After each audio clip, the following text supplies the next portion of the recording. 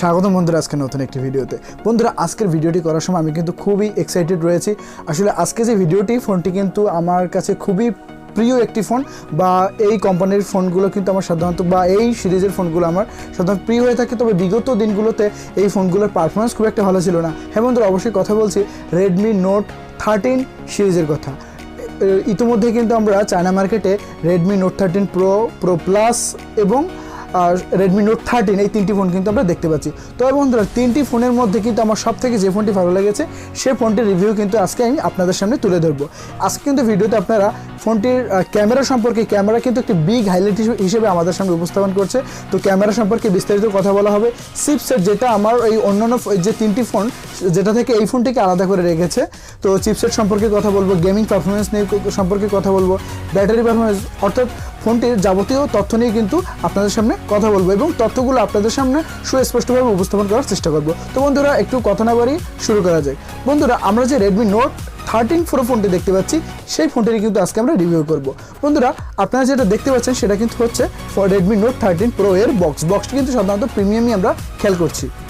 আমরা যদি বক্সটি ওপেন করি, এখানে কিন্তু প্রথমে আমরা কিন্তু এই যে সিম টুলটি কিন্তু দেখতে পাবো। আপনারা বাছাইতে দেখতে পাচ্ছেন সিম টুলটি এবং গাইডলাইন পেপার, তাছাড়া রয়েছে একটি কিন্তু ব্ল্যাক নন ট্রান্সপারেন্ট ফ্রন্ট কেস। এবং বন্ধুরা ফ্রন্ট কেসটি কিন্তু আসলে প্রিমিয়ামই মনে হচ্ছে এবং ব্ল্যাক কালার আসলে ভালোই লাগছে। আসলে এখানে কিন্তু আপনারা 4টা কালার পাবেন ফোনের। তো আপনার যদি ফোনের সাথে ব্যবহার করেন বা যে কোনো কালার ফোনের সাথে ব্যবহার করলে এটা কিন্তু প্রিমিয়াম ফিল দেবে এবং এটি হাতে নেওয়ার পর কিন্তু ভালোই হ্যান্ডি ফিল হচ্ছে। এবং তারপরে কিন্তু আমরা type A to type C port দেখতে পাবো এবং তারপরে কিন্তু 67 ওয়াটের একটি সুপার ফাস্ট চার্জার কিন্তু আমরা দেখতে পাবো, ওয়ার অ্যাডাপ্টার আমরা দেখতে পাচ্ছি। তো এগুলি হচ্ছে বক্সের ভিতর। এবং বন্ধুরা আপনারা কিন্তু 4টি কালার দেখতে পাবেন রেডমি নোট 13 প্রো এর জন্য। এবং বন্ধুরা 4টি কালার কিন্তু আপনাদের সামনে দেখানো হচ্ছে এবং 4টি ফোনে কিন্তু খুবই প্রিমিয়াম লাগছে। বন্ধুরা যে 4টি কালার, প্রথমটি কিন্তু একটা হোয়াইট, একটা পার্পল, একটি ব্ল্যাক এবং একটি হচ্ছে ব্লু বলতে পারি এটাকে আমরা। এবং বন্ধুরা এখানে যে হোয়াইট কালারটি আপনারা দেখতে পাচ্ছেন এটা কিন্তু আসলে অন্য ফোনগুলো যে সাধারণত আমরা লঞ্চ হচ্ছে তার থেকে কিন্তু প্রিমিয়াম, কোনো মোটামুটি কিন্তু একটা প্রিমিয়াম কিন্তু আমরা দেখতে পাচ্ছি। পিছনে কিন্তু আমরা ব্ল্যাক ব্যাক গ্লাস আমরা কিন্তু খেয়াল করব।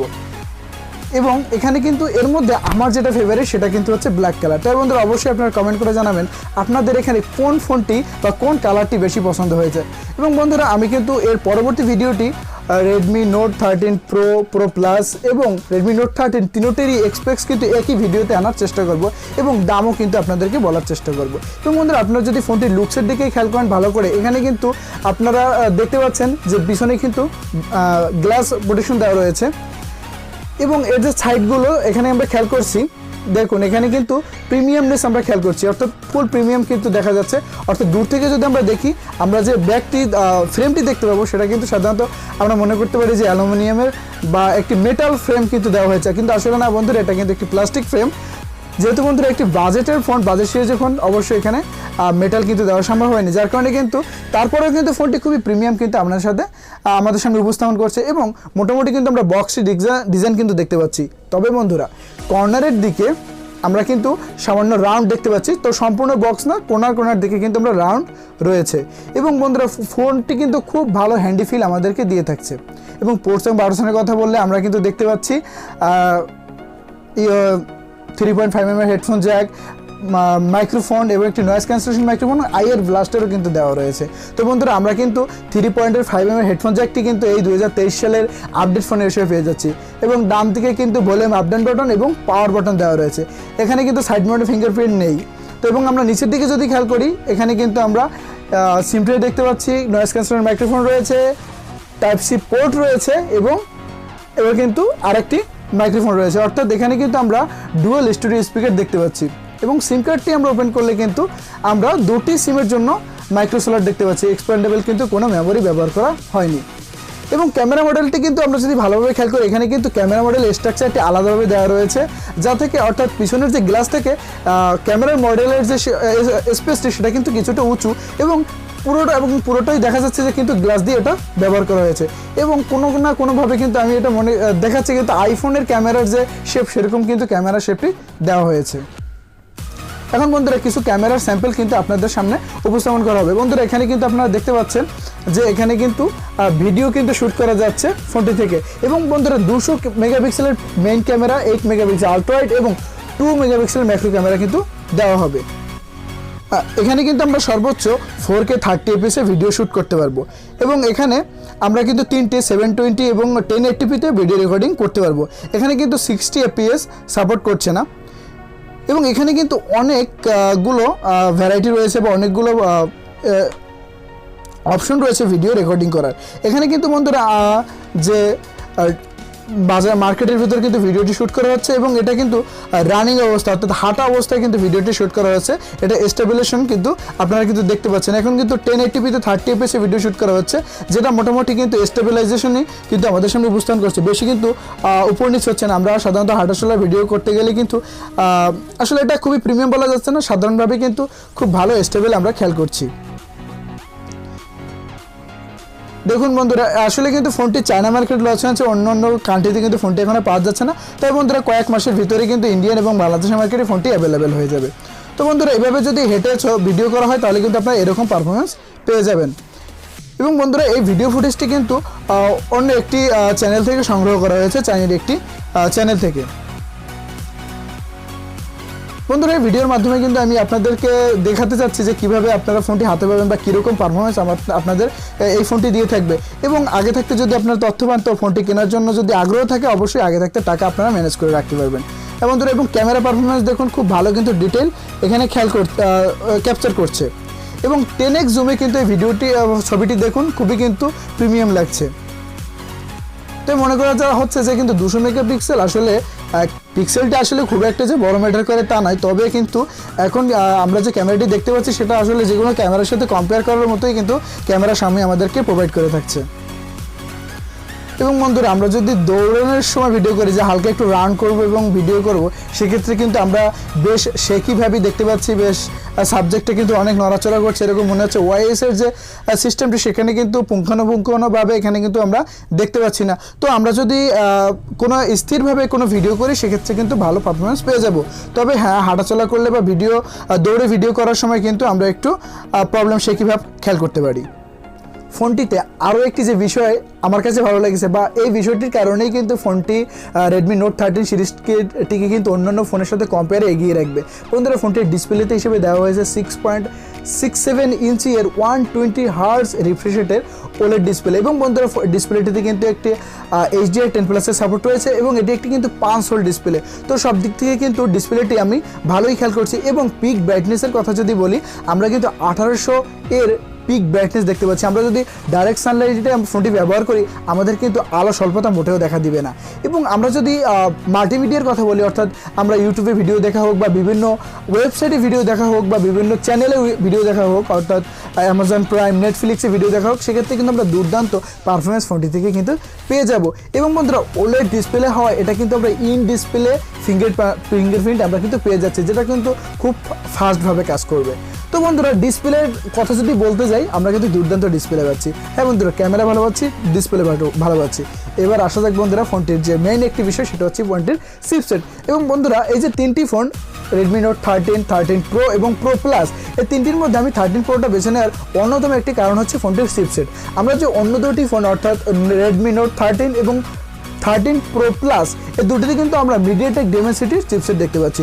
তবে বন্ধুরা Redmi Note 13 Proতে কিন্তু আমরা দেখতে পাচ্ছি স্ন্যাপড্রাগনের চিপসেট। ফোনটিতে কিন্তু Qualcomm Snapdragon 7S Gen 2 chipset ব্যবহার করেছে এবং এটা কিন্তু 4nm এর একটি চিপসেট।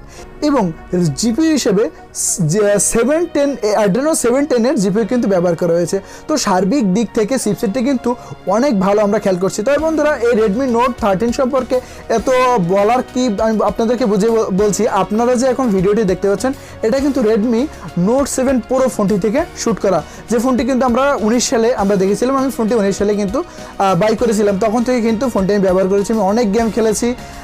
তারপরে কিন্তু এবং ইদানিং কিন্তু আমি 100-এরও উপরে প্রায় 125-এর কাছাকাছি কিন্তু ভিডিও শ্যুট করেছি। অধিকাংশ ভিডিও কিন্তু আমরা 4K-তে শ্যুট করে থাকি। তো বন্ধুরা সেই কারণেই কিন্তু আমি ফোনটিকে অনেক প্রেফার করে থাকছি। এবং যেহেতু স্ন্যাপড্রাগনের প্রসেসর রয়েছে এবং ওলেড ডিসপ্লে রয়েছে, ইন ডিসপ্লে ফিঙ্গারপ্রিন্ট রয়েছে। তো আরও কয়েকটি বিষয় রয়েছে যা ফোনটিকে কিন্তু এগিয়ে রাখবে। তো এখানে যদি আমরা চিপসেটের কথা আবারও আসি, 4nm এর চিপসেট রয়েছে যেখানে কিন্তু আমাদের অনেক পাওয়ার সেভ করবে। যেহেতু 4nm রয়েছে আমাদের ব্যাটারি পারফরমেন্স কিন্তু দুর্দান্ত, অর্থাৎ অনায়াসে কিন্তু 2 দিন আমরা সার্ভিস পেয়ে যাব। এবং আমরা জানি ওলেড ডিসপ্লেতে কিন্তু চার্জ কম ব্যয় হয়, যার কারণে কিন্তু ফোনটি চার্জিং ব্যাকআপও কিন্তু দুর্দান্ত দেবে। এবং হ্যাঁ, আসা যায় গেমিং পারফরমেন্সের কথা। বন্ধুরা যেহেতু ফোনটি এখন আমরা ইন্ডিয়ান বা বাংলাদেশ মার্কেটে দেখতে পাচ্ছি না, সরাসরি গেমিং পারফরমেন্স নিয়ে খুব একটা কথা বলতে পারছি না। তবে বন্ধুরা যেহেতু কোয়ালকম স্ন্যাপড্রাগন 7S Gen 2 চিপসেটটি আমরা দেখতে পাচ্ছি এবং এর আন্তর্জাতিক মার্ক কিন্তু 5.5 লাখের কাছাকাছি, তো অবশ্যই বলতে পারি হাই গ্রাফিক্সে কিন্তু আমরা গেম প্লে করতে পারবো এবং আমরা ফ্রেম ড্রপ কিন্তু বা ওভারহিট কিন্তু আমরা লক্ষ্য করব না। তবে বন্ধুরা ওএসের উপর কিন্তু অনেক কিছু নির্ভর করে, আপডেটের পর কী হবে সেটা এখনও বলা যাচ্ছে না। তবে এখানে যদি আমরা ওএসের কথা বলতে যাই, আমরা কিন্তু অ্যান্ড্রয়েড 13 যেটা রান করবে MIUI 14 এর উপর, এবং কত বছরের মেইন আপডেট দিবে এবং কত বছর সিকিউরিটি আপডেট দিবে তা এখনও জানা যায়নি। তবে বন্ধুরা যখনই জানা যাবে তখনই কিন্তু ডিসক্রিপশন বক্সে অথবা পিন কমেন্টে জানিয়ে দেওয়া হবে। তো বন্ধুরা চিপসেটের থেকে কিন্তু আমরা কোনো কমপ্লেন এখানে দেখছি না। তো আমি কিন্তু অন্য যে ফোন আমরা দেখতে পাচ্ছি সেখান থেকে কিন্তু Redmi Note 13কে এগিয়ে রাখবো। এবং বন্ধুরা ফোনটির যে লুকস আমরা প্রথমে খেয়াল করেছি, ভিডিওর শুরুতে দেখিয়েছি, কিন্তু আমার কাছে খুবই প্রিমিয়াম লেগেছে। এবং বন্ধুরা এখানে কিন্তু আমরা ফ্রন্টে কিন্তু গোয়েলা গ্লাস ভিকটাসের কিন্তু আমরা প্রোটেকশন দেখতে পাচ্ছি। বন্ধুরা ফোনটির ব্যাটারিও কিন্তু আমরা দুর্দান্ত পাচ্ছি, 5100 mAh এর নন রিমুভেবল একটি ব্যাটারি পাচ্ছি, এবং যেটা 67 ওয়াট দ্বারা সুপার ফাস্ট চার্জিং কিন্তু আমরা করতে পারবো। এবং কোম্পানি ক্লেম করছে যে 44 মিনিটে কিন্তু 100% চার্জ হয়ে যাবে। তো বন্ধুরা আমরা কিন্তু একবার চার্জ দিয়ে আমরা কিন্তু অনায়াসে 1.5-2 দিন আমরা ব্যবহার করতে পারবো, যেহেতু আমাদের 5100 mAh এর একটি ব্যাটারি রয়েছে ভিতরে। এবং বন্ধুরা এখানে যে ভ্যারিয়েন্টের কথা বলি, র্যামের কথা, এখানে কিন্তু 6128 আমরা বেস ভ্যারিয়েন্ট দেখতে পাচ্ছি, 8256 কিন্তু আমরা ফোনটি খেয়াল করতে পারি। তো বন্ধুরা যখন ইন্ডিয়ান এবং বাংলাদেশ মার্কেট লঞ্চ হবে তখন কিন্তু আমরা পুঙ্খানুপুঙ্খভাবে বা বিস্তারিতভাবে জানতে পারবো। তবে বন্ধুরা এটুকু আপনারা নিশ্চিত থাকেন 6128 একটি ভ্যারিয়েন্টও কিন্তু আপনারা পেয়ে যাবেন, এবং অবশ্যই এই 256 GBও থাকবে আশা করি। তাছাড়া বন্ধুরা ফোনটিতে আর যে ফিচারগুলো রয়েছে তার মধ্যে কিন্তু ফোনটিতে IP54 এর রেটিং রয়েছে, তো সামান্য ধুলাবালি বা পানিতে কিন্তু ফোনটির তেমন কোনো ক্ষতি হবে না। এবং এখানে কিন্তু আমরা ব্লুটুথ 5.2 পেয়ে যাচ্ছি, তারপর NFC রয়েছে, এবং অবশ্যই এটা একটি কিন্তু 5G ফোন। তো বন্ধুরা সার্বিক দিক কিন্তু আমার মনে হচ্ছে আপনাদেরকে বলা হয়ে গেছে। তো বন্ধুরা যে জিনিসটি এখনও বলা হয়নি সেটা হচ্ছে ফোনটির প্রাইস কীরকম হতে পারে, এটা ইন্ডিয়ান বা বাংলাদেশের প্রাইস। আমরা যদি চায়না মার্কেটের সাথে কনভার্ট করি ইন্ডিয়ান প্রাইসে, সেক্ষেত্রে কিন্তু 15,000-এর আশেপাশে কিন্তু আমরা ইন্ডিয়ান রুপিতে ফোনটি দেখতে পাবো। তবে বন্ধুরা হ্যাঁ, এরকম কনভার্টেড প্রাইসে কিন্তু ফোন লঞ্চ অবশ্যই হবে না। এটা কিন্তু আমরা ইন্ডিয়ান মার্কেটে 20 থেকে 22,000 বা 25,000-এর মতো আমরা দাম খেল করতে পারি। তবে বন্ধুরা হ্যাঁ, 20,000-এর নিচে হলে সব থেকে ভালো হবে, এবং অনায়াসে কিন্তু যে কেউ ফোনটি কিন্তু নির্দ্বিধায় ক্রয় করতে পারেন। এবং বাংলাদেশের কথা বলতে গেলে আমরা তো যথারীতি জানি যে ইন্ডিয়ান প্রাইস বা অন্যান্য দেশের যে প্রাইস তার থেকে বাংলাদেশের প্রাইস কিন্তু অনেক বেশি হয়ে থাকে। তো বাংলাদেশের ফোনটি কিন্তু 25 থেকে 30,000-এর মধ্যে আমরা দাম খেয়াল করতে পারি। তবে বন্ধুরা আমার সাজেস্ট থাকবে এটা কিন্তু আনঅফিসিয়াল ফোন কেনার জন্য। যদি আপনাদের প্রাইসে কোনো সমস্যা হয় বা ফোনটির কেনার ক্ষেত্রে যদি কোনো আকর্ষণ থাকে তবে আনঅফিসিয়াল কিনতে পারেন, সেক্ষেত্রে কিন্তু আপনারা একটু কম দামে কিনতে পারবেন। তবে অফিসিয়াল ফোন কিনলে আমরা তো অফিসিয়াল যে সার্ভিসটি পাই সেটা পেয়ে যাব। তো সব দিকেই কোনো না কোনো আমরা উপকার পাচ্ছি, সব দিকে কিন্তু ব্যাড সাইড এবং গুড সাইড রয়েছে। অবশ্যই বন্ধুরা ভিডিওটি কেমন লাগলো অবশ্যই কমেন্ট করে জানাবেন, এবং আগামী নেক্সট ভিডিও কিন্তু আমরা এই যে 3টি ফোনের একসাথে কিন্তু স্পেসগুলো বলার চেষ্টা করব এবং ডিফারেন্সগুলো আপনাদের সামনে উপস্থাপন করার চেষ্টা করব। তো অবশ্যই বন্ধুরা নেক্সট ভিডিওতে আমাদের সাথে থাকবেন। ততক্ষণ পর্যন্ত সবাই ভালো থাকবেন, সুস্থ থাকবেন, ধন্যবাদ।